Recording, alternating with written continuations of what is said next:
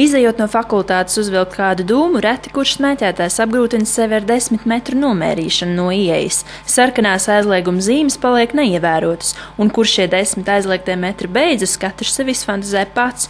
Likums par smēķēšanas ierobežošanu stājās spēkā pērnā gada janvārī, taču likumpārkāpēju kontrole paliek pašu iestāžu ziņā.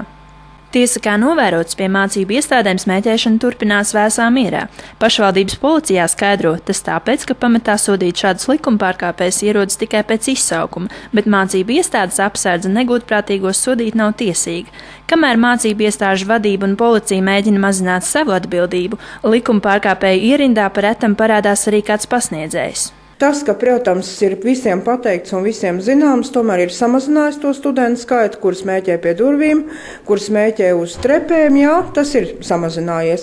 Bet tādā pašā laikā, protams, ir atkal situācija tāda, ka diezgan pagrūti jau katru reizi ir to izkontrolēt, jo tā ir apsardzes funkcija, un apsardzes darbinieki regulāri aizrāda un kā saka, dzen prom, bet, ja tādā mirklī apsargs ir aizņemts kaut kur citur, piemēram, viņš izsniedz atslēgas vai ir kaut kādas citas problēmas, viņam ir jāatslēdz rezerves izējas vai kur, tad jau atkal kāds pamanās veikli kaut kur pietuvoties. Soda apmērs ir no minimālā, vismaz valstī noteikti, tad no 1 lata līdz 10 latiem. Tā kā fakultātes telpās pīpētavas vairs nav, universitātes slieksnis pamazām pārvēršas par pīpētavu.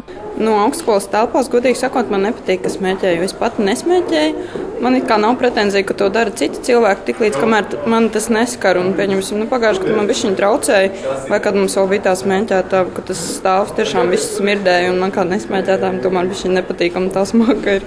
Drīz vien zīmes par pīpēšanas aizliegumu paliks pagātnē. Ne tādēļ, ka aizliegums tiks atcelts, bet gan tāpēc, ka parādīsies jaunas zīmes par smēķēšanas atļaušanu. Tur, kur tāda nebūs, smēķēt būs aizliegts. Turpmāk pīpēt varēs teju tikai dzīvoklī.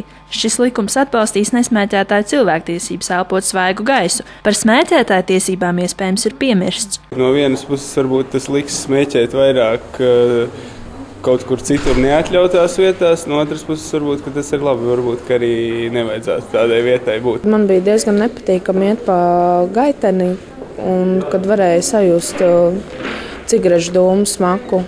Un arī, kad nākot uz skolu, pie blakus skolas, kad tur ej cauri no rīta un tur visi pīpē. Man, godīgi sakot, ar kā pīpētājiem tas ļoti nepatīk. Ņemot vērā to, ka jau esošais likums praktiski tiek ignorēts, uz jauno aizliegumu gan smēķētāji, gan nesmēķētāji raugās ar skepsi. Visticamāk, jaunā likuma pārkāpēja izķeršanai pilsētai nemaz nepietiks policistu.